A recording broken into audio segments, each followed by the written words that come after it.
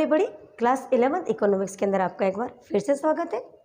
अपना second chapter चल रहा है और अब तक अपन ने देख लिया है कि समंक क्या है।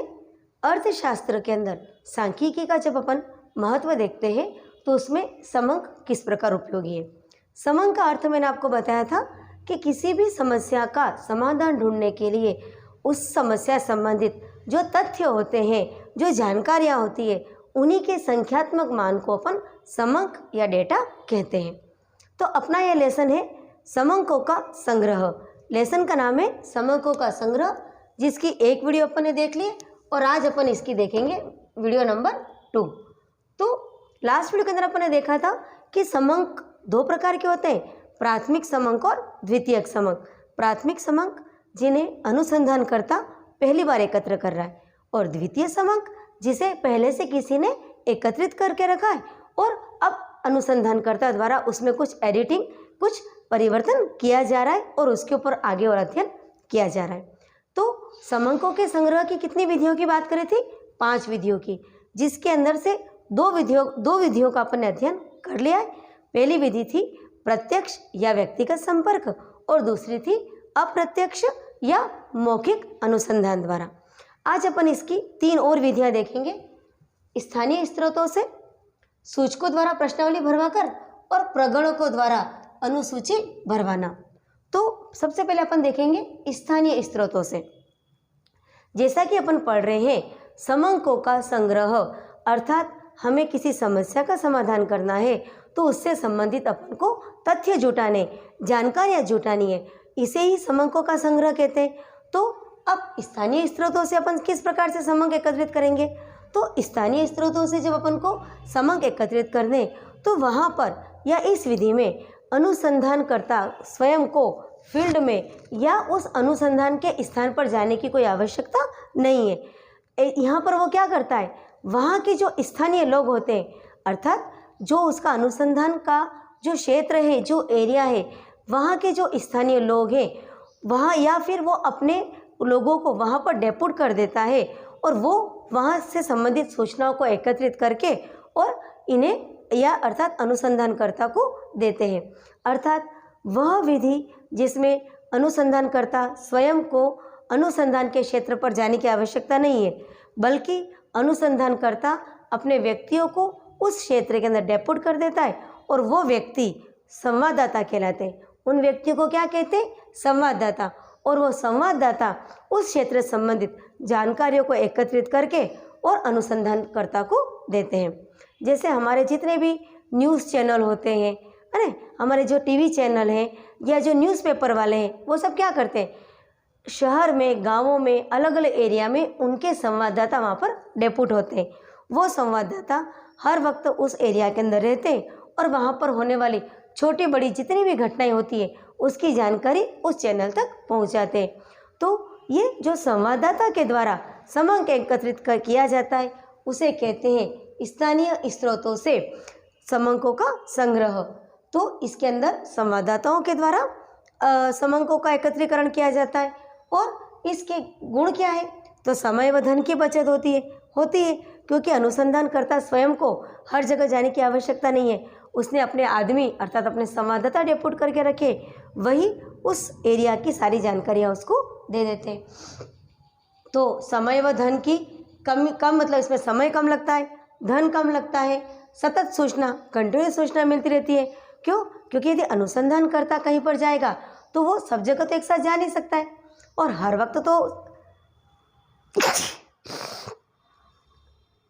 वक्त तो वो उस फील्ड के अंदर रह नहीं सकता है। तो ऐसे में सबसे अच्छा ये है कि वो अपने संवाददाताओं को वहाँ पर डेपुट रखता है। तो विस्तृत क्षेत्र के अंदर भी ये उपयोगी होता है और इससे उनको सतत सूचना भी प्राप्त होती रहती है। अब इसका दोष क्या है? क्योंकि यह कार्य संवाददाताओं के द्वारा कराया जाता है तो इसमें पक्षपात होने की संभावना रहती है, क्योंकि जो संवाददाता है उसके स्वयं के विचार, उसके स्वयं के उस एरिया के अंदर किसी व्यक्ति विशेष के साथ उसका क्या एटीट्यूड है, क्या उसका व्यवहार है, उस पर भी उसकी सूचनाएं प्रभावित होती है। तो इस तरह की जो संवाददाताओं के द्वारा जो सूचना होती है वो कम मौलिक होती है, इतनी अधिक शुद्ध भी नहीं होती है, अर्थात इसमें मौलिकता व शुद्धता का अभाव होता है। कभी कभी भ्रामक व गलत सूचना भी प्राप्त हो सकती है और एकरूपता का भी अभाव होता है। क्यों? क्योंकि यदि आपके 4 संवाददाता हैं तो चारों संवाददाता अपनी अपनी दृष्टि से सूचनाओं को एकत्रित करते हैं और अपनी अपनी सोच से उसको प्रस्तुत करते हैं। इसलिए एक ही घटना को अलग अलग व्यक्ति अपने अपने ढंग से वर्णन करते हैं, इसलिए इसमें एकरूपता का भी अभाव होता है।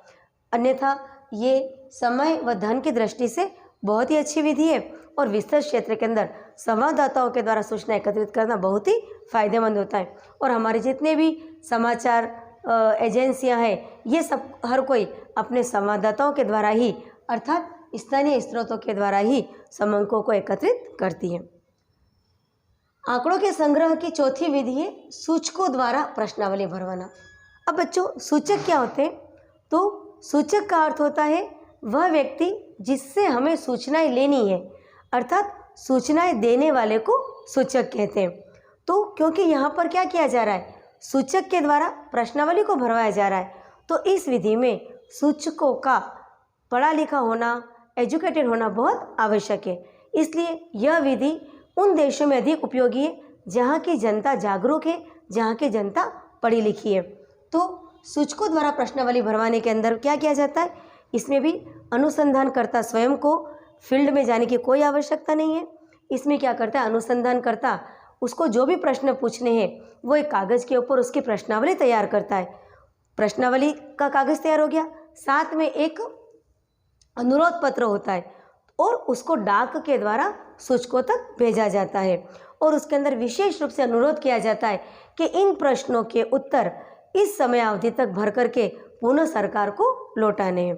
तो यह विधि उन्हीं देशों में अधिक उपयोगी है जहाँ के लोग पढ़े लिखे और जिनकी जन सहभागिता बहुत अधिक है। तो सूचकों द्वारा प्रश्नावली भरवा करके समंक वहाँ पर एकत्रित किए जाएंगे जहाँ के लोग पढ़े लिखे हैं, अर्थात विकसित देशों में।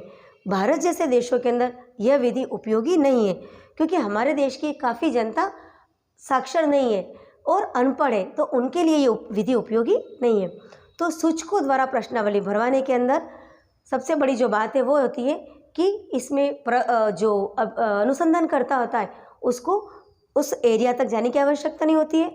वो अपने जो उसको प्रश्नों की जिनके आंसर चाहिए उसकी एक प्रश्नावली बना देता है और साथ में एक अनुरोध पत्र लेता है और उसको डाक के द्वारा या मेल के द्वारा सूचकों तक पहुंचा दिया जाता है। सूचक मीन्स सूचना देने वाला। सूचक इन प्रश्नों को अच्छे से पढ़ता है और उनके उत्तर लिख करके पुनः उसको डाक या मेल के द्वारा संबंधित अधिकारी तक पहुंचा दिया जाता है। ये कहलाती है सूचकों द्वारा प्रश्नावली भरवाना। तो ये विकसित देशों में सूचकों को डाक द्वारा प्रश्नावली भेजी जाती है, साथ में एक अनुरोध पत्र भी होता है। अब यह विधि भी बहुत अधिक शुद्ध है, मौलिक है, क्योंकि इसमें सूचक स्वयं अपनी जानकारी देता है, तो इसमें कुछ भी गलत होने की आशंका नहीं है। गुप्त भी रखे जाते हैं इसके अंदर जानकारियाँ, क्योंकि जो स्वयं कौन भर रहा है इसको, सूचक स्वयं भर रहा है, तो शुद्ध होते हैं, आंकड़े मौलिक होते हैं, सरल हैं, धन व समय की इसमें भी बचत होती है। लेकिन दोष क्या है, ये सब कुछ, क्योंकि इसका दोष ये है कि पहला दोष तो ये कि यह केवल विकसित देशों के लिए ही उपयोगी है, जहाँ की जो पब्लिक है, जहाँ के जो सूचक है वो पढ़े लिखे हैं, अर्थात विकसित देशों में जनगणना के अंदर इस विधि का उपयोग किया जाता है। तो ये एक इसका दोष है, क्योंकि अनपढ़ लोगों के लिए विधि बिल्कुल भी उपयोगी नहीं है। प्लस ये डिपेंड करती है सूचकों पे, सूचकों की रुचि पे। यदि आपने जब डाक के द्वारा प्रश्न भेजे उस वक्त सूचक किसी अन्य कार्य में व्यस्त है, तो वो समय के ऊपर प्रश्नों के उत्तर नहीं देगा। तो समय के ऊपर अपन को उस प्रश्नों की यदि जानकारी नहीं मिली, अपन को आंकड़े नहीं मिले, तो ये हमारे लिए किसी तरह की उपयोगी नहीं रहेगा। कभी कभी गलत सूचना या भ्रामक सूचना भी प्राप्त होने की इसमें संभावना रहती है। लेकिन फिर भी सूचकों द्वारा प्रश्नावली भरवाना, यदि सूचक पढ़ा लिखा है, एजुकेटेड है, तो बहुत अच्छी विधि है, क्योंकि कम खर्च और कम समय के अंदर शुद्ध अर्थात मौलिक आंकड़े अपन को प्राप्त हो सकते हैं। आंकड़ों के संग्रहण की अंतिम विधि है प्रगणकों द्वारा अनुसूची भरवाना। अनुसूची जिसको बोलते हैं क्वेश्चनर। क्वेश्चनर मतलब इसमें हमें जिस भी समस्या का समाधान चाहिए उस समस्या से रिलेटेड एक प्रश्नावली बनाई जाती है, जिसको अनुसूची कहते हैं। तो अनुसूची बना करके इसमें भी क्या होता है, इसमें भरवाना तो सूचकों के द्वारा है, सूचकों के से पूछ करके प्रश्न के उत्तर लिए जाते हैं। तो जब प्रगणकों द्वारा अनुसूची भरने के अंदर क्या होता है कि इसमें प्रगणक स्वयं अर्थात अनुसंधानकर्ता प्रगणक को भेजता है, कहाँ पर के फील्ड के अंदर, जहाँ पर कि अपन को अनुसंधान करना है अर्थात प्रगणक स्वयं अनुसंधान क्षेत्र में जाता है और सूचकों से पूछ करके अनुसूची भरता है। अर्थात होता तो इसमें भी प्रश्नावली की तरह ही प्रश्न होते हैं। इसमें कुछ ये भी ध्यान रखा जाता है कि प्रश्न बहुत छोटे हों, उसका ऐसा उत्तर हो जिसका मात्र एक उत्तर हो, ऐसा नहीं कि एक से अधिक उत्तर वाले प्रश्न नहीं पूछे जाते। प्रश्न ऐसे हों जिसको सूचकों द्वारा उसके आंसर दिए जाने में किसी प्रकार के झिझक ना हो, उसको कोई तकलीफ न हो, और प्रश्न ऐसे हों कि हर कोई स्त्री पुरुष पढ़ा लिखा अनपढ़ सभी वो दे सके और प्रश्न उससे रिलेटेड होने चाहिए। तो प्रगणकों द्वारा अनुसूची भरने के अंदर प्रगणक घर घर जाकर के सूचकों से जानकारी लेते हैं और भारत के अंदर जो जनगणना की जाती है, जनगणना के जो आंकड़े एकत्रित किए जाते हैं वो इस प्रगणकों द्वारा अनुसूची भरवाने वाली विधि से ही किए जाते हैं। तो जब भारत के अंदर जनगणना 2011 में हुई थी लास्ट जनगणना, तो इसके अंदर प्रगणक नियुक्त किए गए थे, प्रगणक घर घर गए थे, प्रत्येक प्रगणक को एरिया निश्चित दे दिया था कि इस एरिया में इसको आंकड़े एकत्रित कर दें और वह प्रगणक उस पर्टिकुलर एरिया के अंदर जा कर के सूचकों से प्रश्न पूछता है और वह अनुसूची भरता है। तो यह विधि भी अच्छी है, ये मौलिक, इसके अंदर जो आंकड़े मिलते हैं वो भी मौलिक और शुद्ध होते हैं क्योंकि प्रगणक स्वयं ही सूचकों से ये प्रश्न पूछ करके ये भरता है। लेकिन यदि इसके गुणों की बात करें तो आंकड़े शुद्ध होते हैं, मौलिक होते हैं सभी वर्गों के लिए। एक सबसे अच्छी बात यह है कि ये शिक्षित और अशिक्षित अर्थात अनपढ़ लोगों के लिए भी उपयोगी है। क्यों? क्योंकि इसमें सूचकों को तो केवल मौखिक जानकारी देनी है, कुछ भी लिखना नहीं है, सारा लिखने का कार्य प्रगणक करते हैं। प्रगणक प्रश्नों की एक अनुसूची बना करके लेकर के जाते हैं। तो अच्छी बात यह है इस विधि की कि यह अनपढ़ या अशिक्षित लोगों के लिए भी उपयोगी है। शुद्ध आंकड़े मिलते हैं, मौलिक होते हैं, सभी वर्गों के लिए उपयोगी है, अतिरिक्त जानकारी भी प्राप्त होती है। इस विधि के द्वारा जो प्रगणक होते हैं उसको कुछ अतिरिक्त, क्योंकि वो स्वयं जा रहा है तो जो उसको पूछना है वो तो पूछ लेता है, साथ में अन्य जानकारियाँ भी प्राप्त कर सकता है। अपने विवेक के आधार पर परिस्थिति के अनुसार प्रश्नों में फेरबदल करके भी अन्य जानकारियाँ प्राप्त कर सकता है। लेकिन दोष क्या है? ये बहुत अधिक खर्चीली है और बहुत अधिक समय भी इसमें लगता है क्योंकि प्रगणक को प्रत्येक घर जाना होता है और प्रत्येक घर में हर व्यक्ति से प्रश्न पूछना होता है। तो प्रगणक को नियुक्त करना, प्रगणक को ट्रेनिंग अर्थात प्रशिक्षण देना और प्रगणकों को भत्ता देना, तो खर्चा भी बढ़ गया। और क्योंकि प्रत्येक प्रगणक प्रत्येक घर पे जा रहा है तो समय की भी इसके अंदर हानि होती है। अधिक खर्चीली है और बड़े क्षेत्र के लिए अनुपयोगी है क्योंकि जब इतना बड़ा क्षेत्र होगा तो कहाँ एक एक प्रगणक जाएगा, तो वहाँ पर ये अनुपयोगी है। और ये सारी जो विधि है वो प्रगणक पर निर्भर करती है कि प्रगणक कितनी विश्वसनीयता के साथ कार्य करता है। तो बच्चों, इस प्रकार अपन ने आंकड़ों के संग्रह की 5 विधियाँ देखी। प्रत्यक्ष या व्यक्तिगत संपर्क, अप्रत्यक्ष या मौखिक अनुसंधान द्वारा, स्थानीय स्रोतों से, सूचकों द्वारा प्रश्नावली भरवा करके और प्रगणकों द्वारा सूचकों से प्रश्न पूछ करके।